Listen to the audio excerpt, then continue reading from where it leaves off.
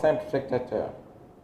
Les médias, les lanceurs d'alerte, les organisations de la société civile, les jeunes sur les réseaux sociaux, tous ont un rôle très important à jouer. Le contrôle ne doit pas être l'affaire de quelques techniciens. Il doit devenir une culture collective. Nous devons bâtir ce pays ensemble. Ce livre en est une pierre posée dans l'édifice d'un Sénégal que nous devons construire ensemble. Un Sénégal qui ne mendie pas son avenir, mais le conquiert. Un Sénégal qui ne se contente plus de survivre, mais qui doit choisir de grandir. Je vous invite à le lire. Sans ce contrôle, il n'y a pas de confiance. Et sans confiance, il n'y a pas de république. Il nous faut aller dans une gouvernance de rupture. Je plaide pour une gouvernance de rupture. Une gouvernance qui ne se contente plus de gérer, mais qui transforme. Une gouvernance qui ne se cache plus derrière les chiffres, mais qui assume ses choix. Une gouvernance qui ne parle pas au peuple, mais qui parle avec le peuple. Cela implique des audits accessibles et suivis des faits. Une planification stratégique fondée sur des données fiables. Une tolérance zéro pour les abus et les détournements. Mais également une culture de la reddition des comptes et de la redevabilité.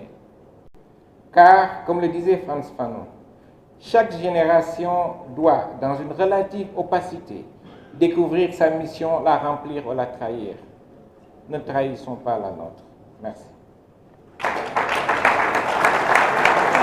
Le compte, c'est après le fait déjà exécuté, alors que le budget, c'est de la prévision. On ne peut pas parler de compte prévisionnel. On parle de budget parce qu'on a des prévisions d'activité qui sont planifiées selon un budget et des ressources à mobiliser. Et le compte, c'est les pièces. Qu'on laisse au comptable les pièces, qu'on laisse au manager le budget. On ne peut pas mettre les deux ensemble. Et je crois que ça a introduit une incompréhension dans le langage et dans la communication.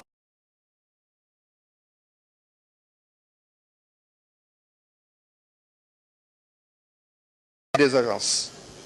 La deuxième chose, c'est sur les contrats de performance. Les contrats de performance, on a souvent donné, voilà, que ce serait une sorte de contrat entre la tutelle et l'agence. Mais ces contrats ont été jusque-là, pour le moment, que des formules creuses.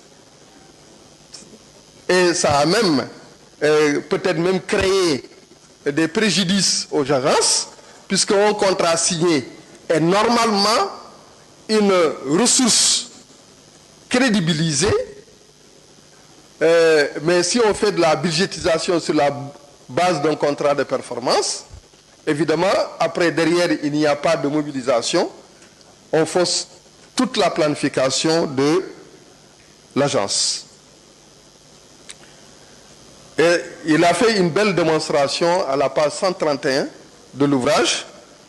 Je vous l'ai dit, hein, je l'ai lu.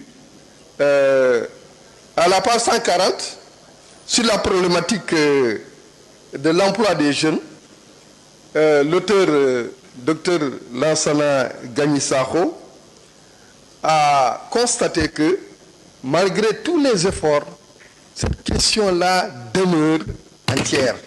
Elle demeure encore entière. Et c'est vrai, on n'a pas encore trouvé la solution à cette question. Et pourtant, il y en a.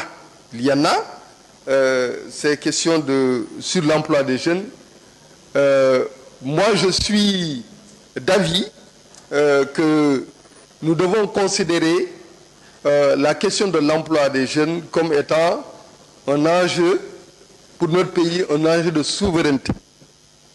Un enjeu de souveraineté qui permet de mettre en place les dispositions pour comme si on se battait ou on protégeait notre pays contre un péril. La question de l'emploi doit être traitée de cette manière-là aujourd'hui pour qu'on puisse sortir. Mais tant qu'on va le comprendre comme étant un processus qui viendrait des logiques qui sont appliqués en général dans des standards, on ne peut pas régler le problème de l'emploi.